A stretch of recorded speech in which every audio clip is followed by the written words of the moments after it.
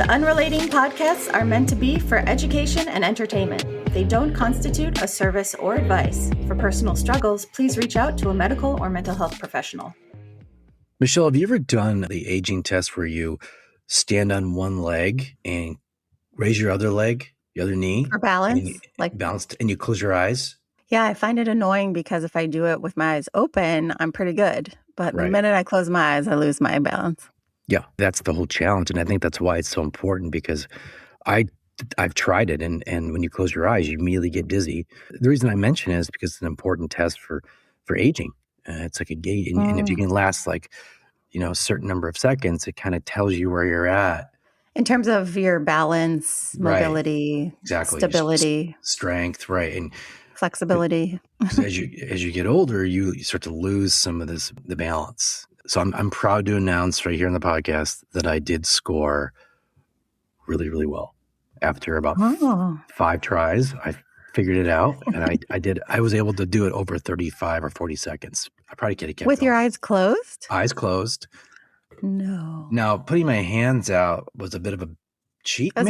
I was going to say, were your hands on a chair? Oh, yeah. I was holding a chair. Is that the problem? No, 40 seconds. That changes the outcome, huh? 40 seconds is not so great. No, I was able to close my eyes, put my hands out. I mean, it's definitely hard, but it's a really good test. I would encourage anybody listening to try it. That's a good example you're giving of how we start thinking about these things later in life, what we're going to need to sustain in our older years. And that's what we're going to talk about today with our guest, who wrote an article for Time Magazine about midlife and the fact that we really don't know much about it. We have all these assumptions and kind of platitudes about middle age. Yeah, this is something that I saw this, and I'm really excited to talk to our guest because it's certainly something that I can relate to in many ways, being a midlifer. And he brings up this concept of midlife crisis versus midlife climax, which I think is actually a better way of looking at it. Yeah, and perspective is one of those things you gain more as you get older, right? So it makes sense to start to reframe how we think about these things, especially with all the advances we've made in the world.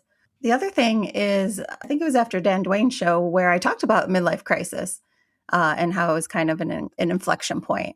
And we got a lot of great feedback about that. And I'm excited to deepen and continue that conversation because it really did seem to connect with a lot of people. This idea of just a shift in midlife that can either be a positive or a negative, depending on how you look at it. And so I'm eager to hear from our guest today. Hi, I'm Kelly. And I'm Michelle. Welcome to Unrelating with Kel and Michelle. I've been a licensed marriage and family therapist for over 2 decades. And I'm the show producer and co-host. Together, we'll explore how we engage in relationships, why we do what we do, and what causes people to unrelate. Joining us today on Unrelating is Matt Fuchs. He is a writer who writes about health, science, aging, and well-being. And his Substack is Prime Factors. Welcome, Matt. Hello, Kelly and Michelle. It's great to be with you. And looking forward to talking with you. You too. Same. Yeah, sometimes you come across an article or something someone has focused on and you're like, oh, this is such a good topic to spend a little bit more time on. So that's what we want to do is get a little deeper into what you learned. And Michelle, you went to the University of Michigan, right? I did, yeah. I saw you quoted someone from there in your article. We always notice these things. And I would point out, Go Blue, that I was just named a 27 Knight Wallace Fellow at the University of Michigan. No way. So timely news for this podcast, given your background. Wow. That is so cool. What a great accomplishment and exciting kind of adventure you're going to have. It will be an adventure. And I have the project that I'm going to be researching for this fellowship is continuing my research and writing on what it means to be middle-aged.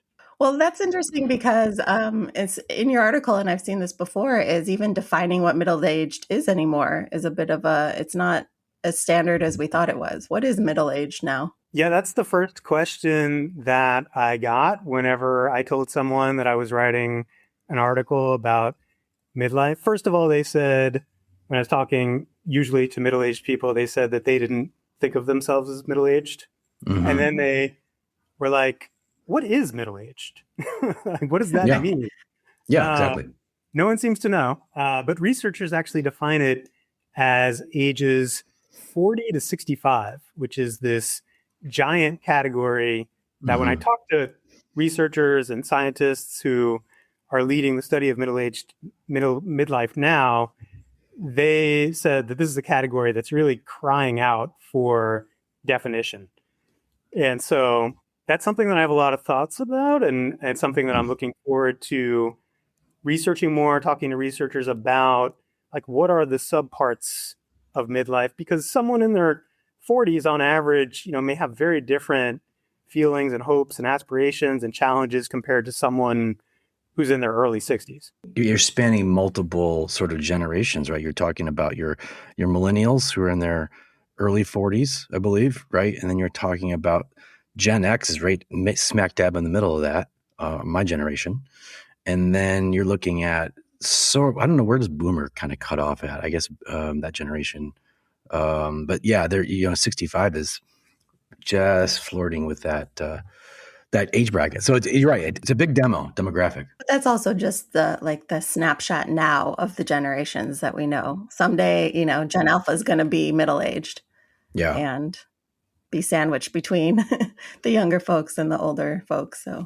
So Matt, you wrote this article in Time Magazine, and I think it really compelling. And I think it really kind of lends itself to oftentimes things we talk about, Michelle, which is mental health and wellness and in general. But like, there is this stigma with middle age where it is a very challenging time in someone's life. And I certainly can relate to that in many ways, but you kind of reassess your life and where you are, what you did, and where you're going, because you still got a little bit of runway left.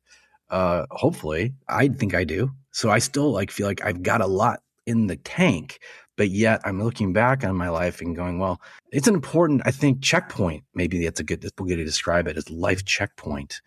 How do you think, especially over the past 50 years, the definition of midlife has changed, or how we define it? Yeah, I think that the definition is much different lately. Yeah. I think that a lot of people, interestingly, haven't really realized that the definition is changing, and they might be using older scripts for middle age, for midlife health, work, family. It may not be ideal because these scripts don't really apply anymore in some important ways. So, midlife has often been talked about, I think, if people were talking about it at all, as a biological dead zone where you just kind of coast toward retirement. And today, the scientists that I talked with, they see it as the most critical window in adulthood for preventing chronic disease. A number of studies show now that about age 45, the exercise you get, your dietary choices, how well you're sleeping, they go a long way toward determining your risk of dementia, heart disease, how early you die decades later. And I'd also say the cultural goalposts are moving, right? Like midlifers today, they report feeling 20% younger than their chronological age. They view old age as starting much later. And maybe the last thing I'd say is that with work, we've moved away from this idea of swimming in one lane for 40 years. Midlife is now this peak time for career pivots and self-employment. Like, that's what's cool.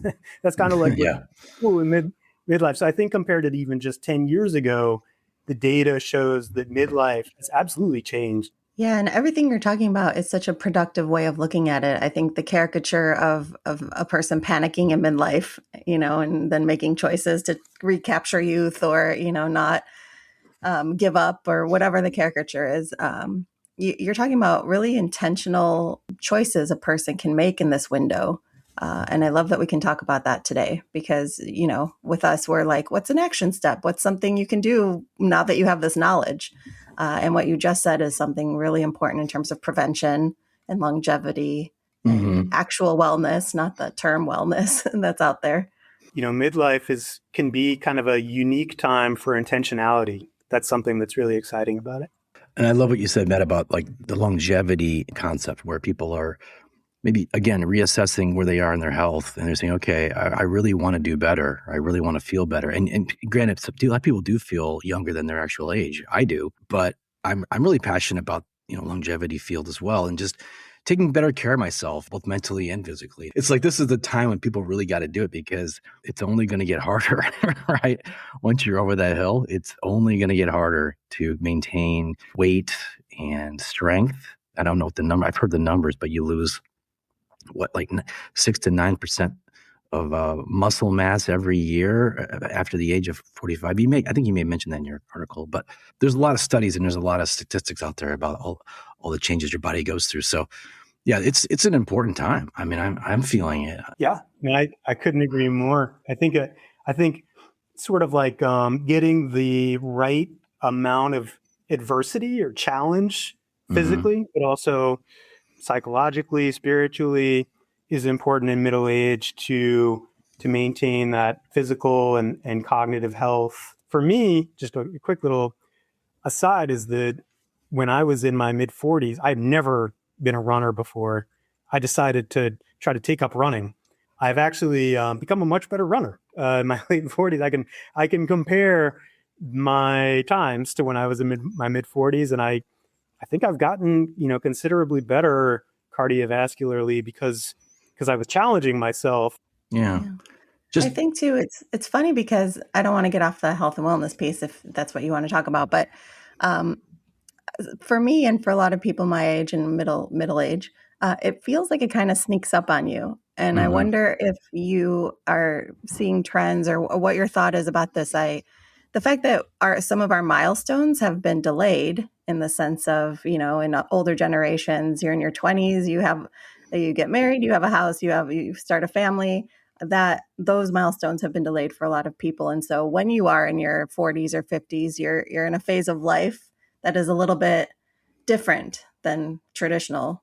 Like you said, you may not feel like you're middle-aged yet because you're still living as if you were kind of historically in your 30s, maybe. Yeah. I mean, that's a fascinating phenomenon. I think to me, it comes down to when you get to midlife, are you going to be defined by the conventions that you think apply, or are you going to have that intentionality to choose what you want and sort of make your life more inhabitable, right? Like people think about this midlife crisis as an escape from your life. And I think that what's possible in midlife is to choose to make your life, to choose your life, choose how to inhabit the life that you have better. And so, midlife crisis is often framed as panic. And I think that we can shift that conversation, and only about 10 to 20% of people report having a midlife crisis. So I think that many people actually start asking themselves, what parts of my life still fit and what parts need to change? And so that kind of questioning can be very healthy. And one of the experts in the article that I wrote for Time, a researcher at the University at Buffalo named Holland Reicher, she made the point that identity exploration is often portrayed really negatively, like it's this sign of weakness. But it doesn't have to be a negative. It can disrupt a less than ideal status quo, or just give people the freedom to think more creatively about their lives, reflect, try to have deliberate change. And so I think it's all part of this redefinition. I sort of think about them, and I might have actually written about them as redefiners, like this period, maybe like early on in midlife, around maybe like you're 45, 50, or maybe early 50s, when something happens that makes you seriously rethink your roles and identity in family, work, society. That might be more common in early midlife because people start to experience some of this physical decline, right? Maybe you notice an older looking person in the mirror, despite that expensive skincare routine. Nevertheless, it catches up with us. And, maybe about that same age, many of us also face the first loss of a parent.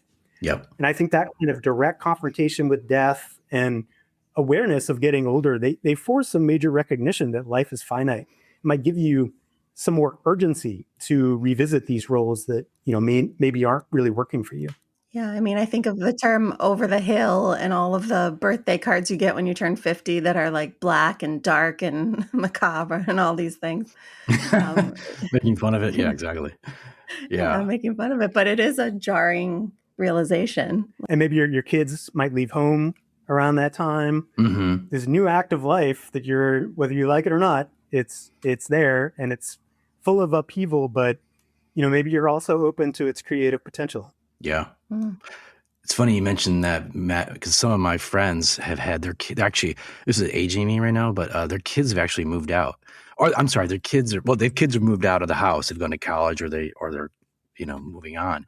And I think it's bittersweet for them, because part of their feeling is sadness and sorrow about their kids growing up, but I can see that directly reflects on their own identity, because they're realizing, oh shit, I'm suddenly getting older. This happened when I was at my high school reunion. I was talking to some friends, and that, like, what do I do now? That part of my life is kind of over. They're out of the house. They've moved on. They're adults, and now I'm sitting here staring at my spouse. And it's like a whole new chapter. No, I think that's right, and so we could call that a midlife crisis, and maybe it is for a lot of people. Mm-hmm. But I just don't think it's necessarily the right term, because it could be the adversity that leads to positive change. Mm-hmm. Mm-hmm. And you actually cited a lot of research about how adversity is kind of a catalyst for growth. It's really interesting that there's sort of like this early life adversity that can, if it's too much, it can be very detrimental, but it can also build resilience. And Mm-hmm. so, it sounds counterintuitive, but a life of smooth sailing can actually leave us ill-equipped in some important ways for the complexities of midlife. So, researchers have looked at people who've navigated moderate lifetime adversity, like job losses, health scares, other personal setbacks. And by the time they hit the stressors of midlife, they tend to do a little bit better. And, they're not panicking. They're looking back on their lives and thinking, I've navigated a storm before. I've got the tools to do it again. And so, some researchers have found that people with a lot of adversity before midlife, they actually show the biggest delta in personal development and growth during midlife. Yeah. Which I found really fascinating. And the burdens of midlife, they coincide with this life stage where people can peak in certain capacities to weather these challenges. So, like, studies showing that emotional control is among the abilities that can increase in middle age. Mm-hmm. So the Michigan researcher that I talked with, Kira Burdett, she told me that middle-aged people are most prone to cognitively reappraising a situation and choosing not to get upset. These skills really matter in a stage that, let's face it, it's defined often by this extraordinary social responsibility with caretaking and other responsibilities. It's a headache. It's a major dilemma, but it can be fulfilling too. Mm-hmm. But I do want to, emphasize that if too much adversity, if it's relentless and you lack social support, that's not going to make you stronger. It'll wear you down, and it can accelerate aging, right? Yeah. And it can lead to mental and physical deterioration and just lower quality of life. Yeah. Particularly in early life, we look at the adverse childhood experiences studies and all of those that show that really toxic stress and really intolerable stress can lead to really poor health outcomes. Just to be the constant Pollyanna. But then, if we're talking about a midlife climax, you might realize that your scars by then, they could actually be your credentials for weathering whatever storm you have to handle. That's such a lovely way of putting it. That was really nice. I love that. What doesn't kill you makes you stronger kind of sort of theory, where all this adversity in our early years, in our middle early years, or middle years or whatever, 20s and 30s, that all pays off, don't you think, once we're into our 40s and 50s? Because I feel like I certainly can speak to this, where I've gone through adversity. I've learned from it. and it's made me a better person and better partner because of it.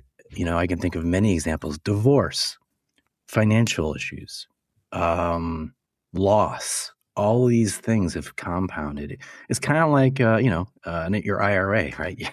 All this life compounding builds up into this really valuable savings account of life, and that's kind of where it pays off later in life. Absolutely. That's a great way of putting it. I love that.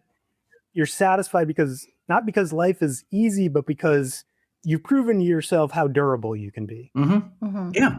Yeah. And you're also meeting that moment with other skills that have been developed over time. So you talk about emotional regulation, but to me, that just means perspective, having a little bit more perspective about life, being able to kind of prune things or cull things in a way that, like, this, yes, I take seriously, this I can let go of. So a little bit more of that ability to prune. All those skills that we don't realize we've developed maybe over time, or, just cognitive development wise, we're less egocentric in that, or in theory, in that stage. This is a transition time, Matt, you were talking about, where people are now thinking about having a meaningful role. Like, what can I do next to contribute to the world in a less kind of micro, this is my tiny world way. Mm-hmm. You mentioned pruning, and I think that's big with relationships in middle age. That was a theme in my conversation with researchers of middle age. Relationships obviously are really important. They can act as buffers for these stressors that people are experiencing in midlife. And I think people in middle age start to realize that life isn't going to last forever. And Kira Burdett, this Michigan researcher, she put it like, if you know your relationships are going to be ending, you focus on more emotionally meaningful interactions. And starting in middle age, people get more selective about how they spend their time, who they spend their time with. And so, I think there's a sort of a cluster of capacities that people in middle age have developed or are getting good at that contribute to having good relationships, like increasingly strategically avoiding conflicts. Mm-hmm. Like that's another thing. And then, Frank Inferna, he's this Arizona State University researcher that I talked to. He thinks that research on midlifers shows that they're investing more in meaningful goals and friendships that are beneficial. Mm-hmm. And so, an interesting exception to that could be spouses, where tension between spouses tends to go up in middle age. Some of the researchers told me, and we start to see higher rates of divorce. And that really puts a premium on cultivating other close relationships besides your spouse for social support. So there's, research on how relationships with adult children can be like a really important source of well-being for people in middle age. And even like these friendships that I'd never heard that term before, but you don't necessarily have to have friendships. Certain people in your life that are friendly acquaintances, they can really contribute to a person's, well-being and life satisfaction. So even though there's these rising stressors for many people in midlife, having this improved social network is going to be really protective. Did you say fringe ships? Mm-hmm. Friendships, like on the fringe. Yeah. I've never heard that term before. Interesting. There's research on it. There's like research papers that are like friendships benefit well-being in middle age. Oh, yeah. Yeah. I wonder how these next generations are going to handle that shift in trying to find more valuable relationships when they've been brought up with so many parasocial relationships, and their definition of what is a meaningful relationship is a little bit warped, in my opinion. Yeah, research in this area is really interesting because some of it is longitudinal, and it's sort of like following people through their lives and comparing how they're doing in midlife compared to how they were doing when they were younger. And then other studies are comparative, where you're taking a population, you're looking at people in midlife are doing with life satisfaction, you're comparing them to other people in the same population who are younger. And so I think that, Michelle, that question is a really important example of the importance of comparative research. Well, really both, comparing different segments of the population, because not every generation is going to experience midlife the same. In fact, we've already covered areas in which this generation of midlife is probably experiencing midlife different than the baby boomers, just like, the up and coming generations will have different experiences.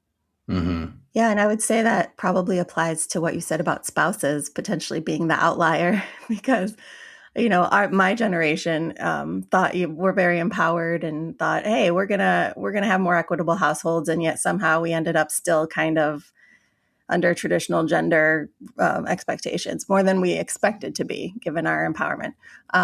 I'm curious if younger generations now who are actually applying more equitable households, whether that will shift for them in midlife in terms of their satisfaction.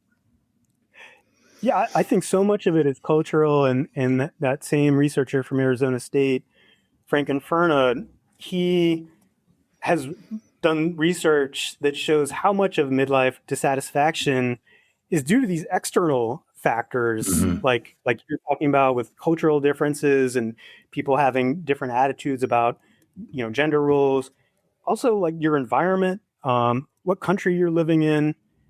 And again, that strongly suggests that midlife malaise, if we want to call it that, it's not like this biological inevitability. So when Inferna and his colleagues, they looked at data comparing US adults to places in like Germany, Mexico, South Korea, and they saw this U-shaped curve of happiness in the US, basically a dip in well-being around maybe your 40s. They also saw an absence of this dip in other countries. And when I talked to Frank about why this would be, he pointed out that some of these other countries have more robust social safety nets that could really help out middle-aged people in the US, right? Like subsidized childcare, universal healthcare, stronger labor protections. And you have these other factors that are unique to Gen Xers and even millennials in the US, like still dealing with more of these lingering aftershocks of the Great Recession than other countries, rising costs of living. So in some ways, midlifers here in the US, they're operating in an environment that's almost designed for burnout, or certainly not designed to necessarily support them. So, I mean, I think maybe the last thing I'd say on that is that, midlife is this really unusual life phase in theory, where you could have decades of experience and wisdom, and that's maybe combined with science on the right behaviors that protect and maybe even improve your health and cognition. You have all this potential to have an extended prime of life. But the reality is that the majority of people can't reach this potential because we're not really set up in a way to promote that sort of thriving. And I think that because the emerging science and biology of midlife show the potential, it puts even greater emphasis on the need to support middle-aged people, because we now know middle-aged deterioration is not this inevitable thing. Based on all this information, how do you feel like midlife is going? I mean, I'm 100% happy every day. I mean, I don't know what these midlife crisis people are talking about. I mean, my own middle-aged story is bucking the trend. I guess you could say I'm 48 and I have a newborn. Wow. So that's awesome. And just a few. Yeah, it's interesting. And my wife, is, I won't give her exact age because, to maintain peace in my my household, but it's a somewhat similar age. And then just a few years ago, I left a job that was really in a different field because I realized I was more drawn to the work that I'm doing now. And I made the leap to a different line of work, pushed through some of that self-doubt to do that. Yeah. Because at the end of the day, I just don't believe in the older ideas about midlife as a time of treading water or coasting. Yeah. Like maybe previous generations did for all the reasons that made sense then. But I think that having a kid much later than most people do, me and my wife, we just feel like we've tried really hard to take care of our health. And we've been lucky to have resources to do that, right? Like I have a gym membership.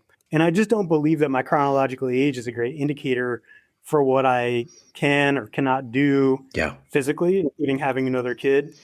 And, for almost all of human history, we didn't keep track of our birthdays until the 20th century. So this is an artificial thing. And we need the concept of chronological age for logistical reasons, and that's fine. But it can also be very misleading. And so when my mother was diagnosed with advanced cancer, I think this was a major wake up call to me. She ended up staying at our house along with my dad, and my 10-year-old was there seeing my mom decline. And my wife was getting close to giving birth at this same time. And just the stress of that whole situation, trying to be a good parent, trying to be an advocate for my mom's health in our modern day medical environment, figuring out which medications to try and how to get them paid for, going back and forth between tutoring my son in math and hospice care duties for my mom in our house. Some days, I didn't know how I would make it through the day, but looking back, what I was really struck by is that I did manage to be there for my family without losing it. And I know that if I'd been thrust into a similar situation when I was in my 20s or 30s, I wouldn't have had the resilience and overall strengths to do that. Yeah. So in a way, I'm grateful that it happened in midlife when I could handle the situation better. And I think that reflects maybe a deepening sense of what happiness is in the first place, that many of us come to understand as middle-aged people. I love that. You mentioned happiness, and I feel like, and Michelle, I'm sure you can speak to this, but like, I do feel like there's a slow increase in happiness. As much as you think it would be just the opposite, actually, I kind of like this journey because you do feel more confident, Matt. Like you said, you do feel strong, mentally stronger. Yeah, I think it's helpful to get to that feeling to be proactive. A lot of times in this leading up to this phase of life, you're feeling like life is happening to you, especially with the newborn and all the other things going on in the world. And so to get to that point where you can reflect on whether or not you're happy, if you have the mental and emotional space in your head to even contemplate that. Happiness to me is a weird term. I'm not comfortable with using it in the same way as I would say contentment or fulfillment. When you ask me how midlife is going, I'll say, well, on a day-to-day basis, it feels like chaos and stress. But if I if I step back and answer that question truthfully, like overall, it's going well and I feel content and fulfilled. But you have to make the distinction between like everyday life and your life from a different lens. Absolutely. Yeah, I love that. I don't know. There was a certain point where just with my family, I started to realize that it seemed almost like every time I walked into the room, it was like, Matt, can you do this? Can you help with that? And and part of me sort of was like, why can't I walk into the room without, people asking me to help them with it? And then the other part of me was like, it's pretty cool that they see me as someone who can help them with so many things, and that, I must be a pretty competent person that they, are depending on me like this. And so it's like a headache, but you also take great satisfaction in it. Yeah. Yeah. And it's a time, I think, when you can reflect on, am I the person I wanted to be? Do I have the traits, like you said, competent, reliable, people can count on me, kind, whatever the traits are that you were hoping you would turn out like, you can decide, either I am those things, great, or, I still have some work to do. And it's interesting how I sort of wonder how this stage will play out for me. I do think that midlife, quote unquote, is this giant category. And so if we're talking about what are people in midlife like, and it includes, say, your late 50s, maybe your identity takes a different turn at that point, right? Like many people, and this is from my conversations with the researchers, they resolve their identity confusion by their late 50s, whereas younger midlifers are revising aspects of their identities. They're anticipating many years ahead. Older midlifers might be recognizing they have less time, and that realization can actually drive a new passion for, like what Erickson called generativity, right? Like contributing to the well-being of future generations, mentoring, teaching, activities like that. And, if we think about the midlife climax as opposed to the midlife crisis, maybe that's another form of a midlife climax where you're like, I don't feel like working on myself anymore. I just want to give back to, the younger people that I know. Yeah.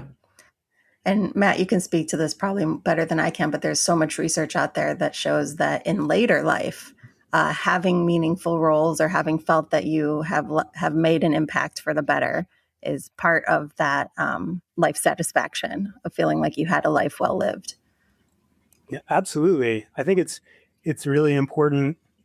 And I kind of wonder about, so maybe there's like the redefiners, and maybe that's a little earlier on average for a lot of people in midlife, and then maybe there's sort of the regenerators a little bit later in midlife, but maybe there's some people who are doing both at the same time, right? Like, probably useful to have these constructs just for the sake of classification, maybe. But there's a lot of people, especially in a modern world where changes are happening so quickly, where maybe you're updating your sense of identity, and you're giving back to younger people, and those younger people are informing new ways that you could grow in your identity. And so it could be this cyclical sort of self-reinforcing process where you keep growing as a person and you keep giving back. And so maybe that's one of the ways that midlife changes, as we're talking about. It's not going to be the same for every generation. My priorities have changed, Matt, and as I've gotten older and now in midlife, it's like I don't care about the same things as I used to, like career-wise and money-wise, and maybe because I'm in a better place. But that said, I do feel like I'm prioritizing giving back more and kind of paying it forward a bit more too. I think that's part. You mentioned, the secret to happiness, but I think that's part of it for me. Is just I'm feeling that drive. It's almost like you kind of you're reimagining who you could be, or your identity, who you are, and how do I want to spend the next 20 years into my senior years? Like, I've still got some good runway left. Okay. I really want to make the most of that. And now's the time to do it. So, and again, you mentioned, you kind of did a career pivot, and what inspired you to do that? Yeah, I think that I just sensed that there were other areas that I was really passionate about. Yeah. I loved a lot of the work that I did in the federal government. I worked in the federal government as a deputy director for resilience policy, which is maybe sort of related to midlife crisis, disaster resilience policy. Yeah. And then I was also at the Pew Charitable Trusts, where I led research on climate resilience. And it was great. It was very intellectually engaging. I loved the people that I worked with. But I think that I had a friend group that was really into health. My family is, cares very much about health. And I got increasingly interested in that area. And I started writing for the Washington Post on the weekends. that was my entry point. I actually wrote an essay on a tennis group that I was in, and then I started writing for the Post for several years. And at a certain point, I realized I enjoyed the process of learning about these areas and talking with scientists. I mean, that's my favorite part of my job, is talking with scientists and researchers. And it's just such a great privilege to be able to reach out to almost any scientist or researcher that I want to talk with, and they'll reply to my email. People doing fascinating work, right? It's such a fascinating time for science and research in all different areas, but including health. And scientists are also focused on something. It gets very specific when people are researching something. So they're experts in something very focused. And I love to learn just the ins and outs. It's not like a surface discussion. Absolutely.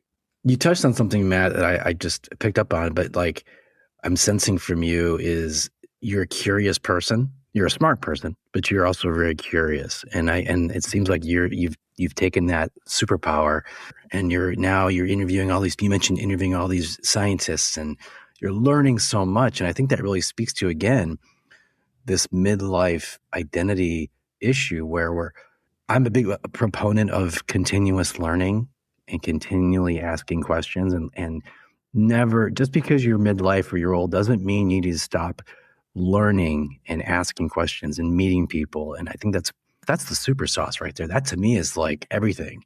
Yeah, no, absolutely. I think that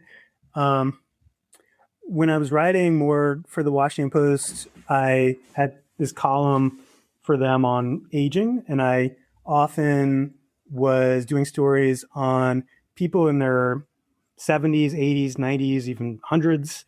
And I would interview a lot of people in that age group.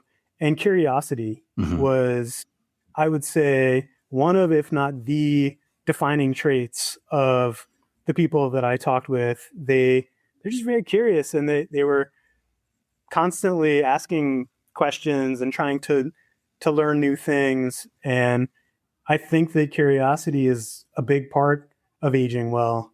And aging is a real thing. I don't mean to make it sound like I think aging is easy, because it certainly isn't.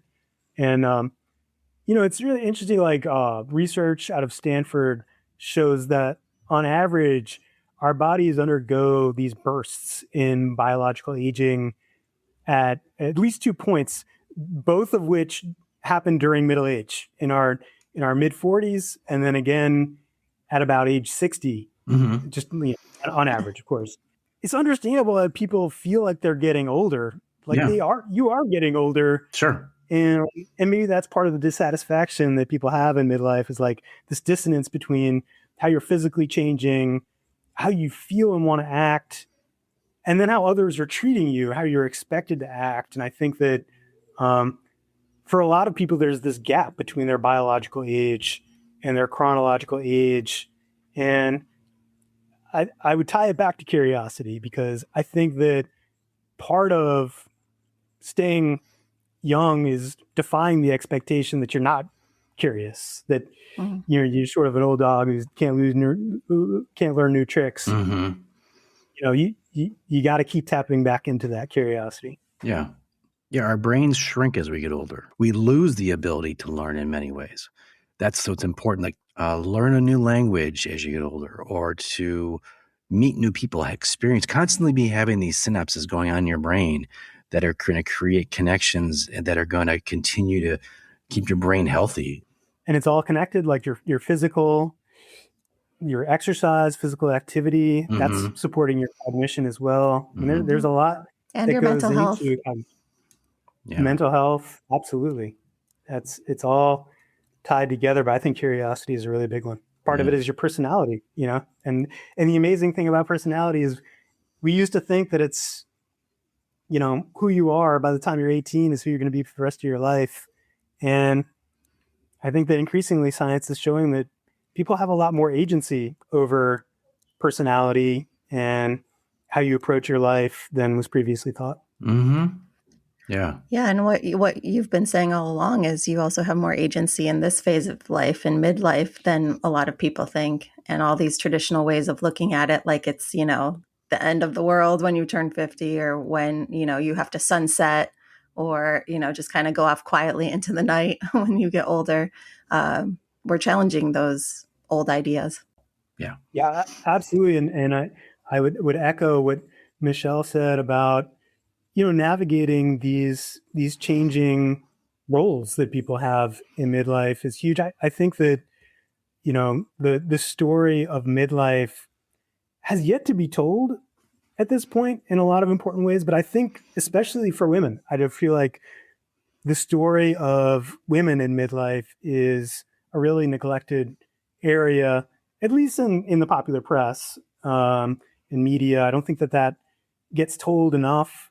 I think that it's really interesting to explore this phenomenon that you see in certain pockets of the population of older parents and people having, women and men having children, having the technology, right, to have kids in their 50s and maybe even older than that.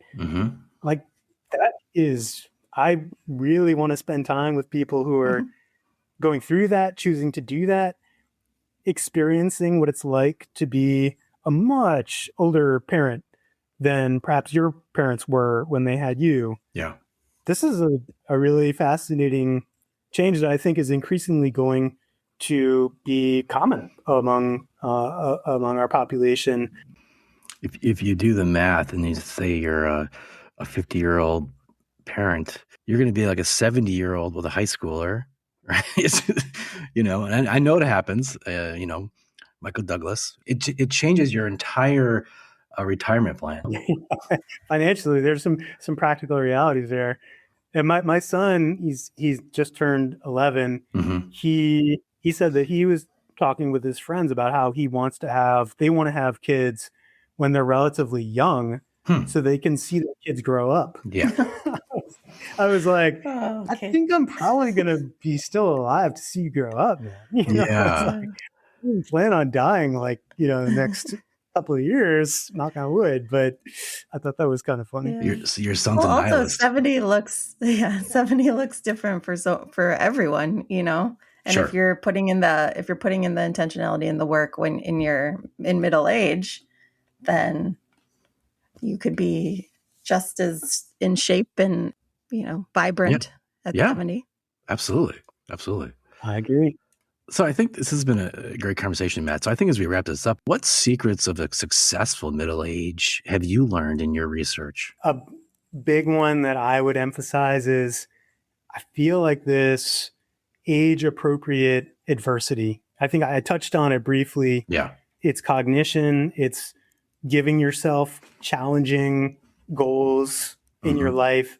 I think it extends to physical things like exercise too. Like many people can extend their physical prime if they're conscientious and challenging themselves. And, if walking is great, walking is great for mental health. Walking is great for exercise for many people. If you're capable of running when you're in middle age, even if it's slowly, I think if you do have these notions of wanting to stay healthy in middle age, enjoy a relatively long health span, I think it's important to challenge yourself with the form of adversity that's going to be best for you as a 45-year-old or a 50-year-old or as a 50 or 55-year-old. I think that looks very different than what physical adversity looks like for someone who's 75 or 80. And frequently what I think you see in maybe the media more than anything is this messaging, these health tips, these pro tips on how to take care of yourself. They're addressed to this generic reader as if, it doesn't matter, what kind of health you're in or, what your biological age is. I think it does matter because you want to be giving yourself types of challenges that are going to be helping your body to adapt and, not just maintain, but to grow in important ways in terms of health. And so I think that extends to, certain forms of, not abstinence from food that you love to eat, but, it shouldn't be all the time splurging on whatever you love to eat. A little bit of adversity, right, is good for us. And if you can do, a significant amount of adversity, that might be even better for some of us. So, I think that those are some of the lessons that I'm trying to apply in my life. And you brought up something important that Kelly and I talk about a lot, which is like being discerning. This is how you prevent dementia. This is how you, walk 10,000 steps and all this stuff that is just the onslaught of suggestions. And it really does matter who you are. You can't just take every piece of advice with the same weight. Yeah. Yeah. 10,000 steps is a great one. Again, great for mental health. If you take 10,000 steps per day, I'm sure that's beneficial for mental health. For physical health, it's really going to be a range of benefits. How challenging are those 10,000 steps? How fast are you taking those steps? How many of them are uphill versus flat or downhill? I mean, these are all, and it's optimizing. You have to think about it. A lot of people don't have time to really think about it. But for people who are trying to be optimal, I do think you're right that it's important to be discerning and think about who you are and how these tips match up with that.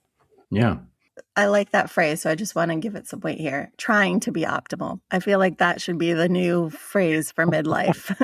Yeah. Yeah. All you can do is try.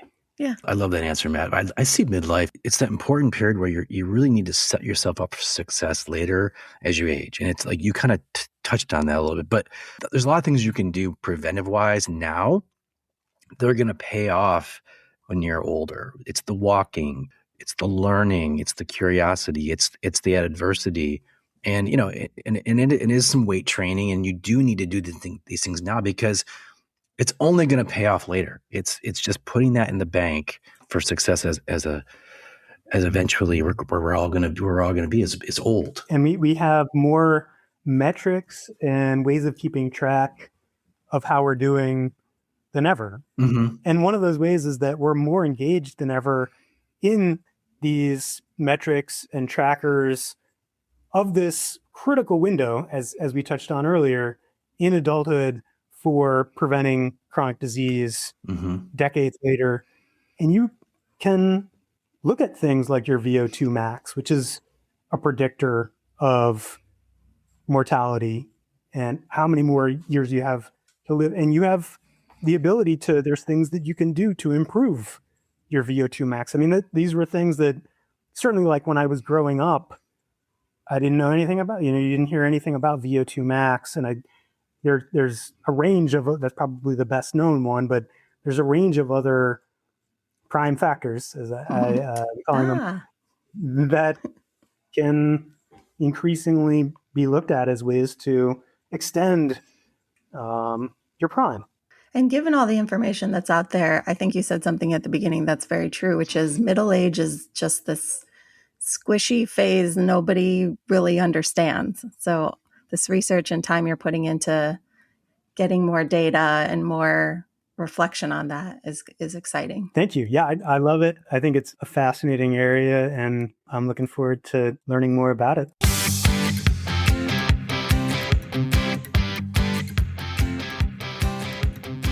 How do we put a big bow on that gift of a conversation, Michelle?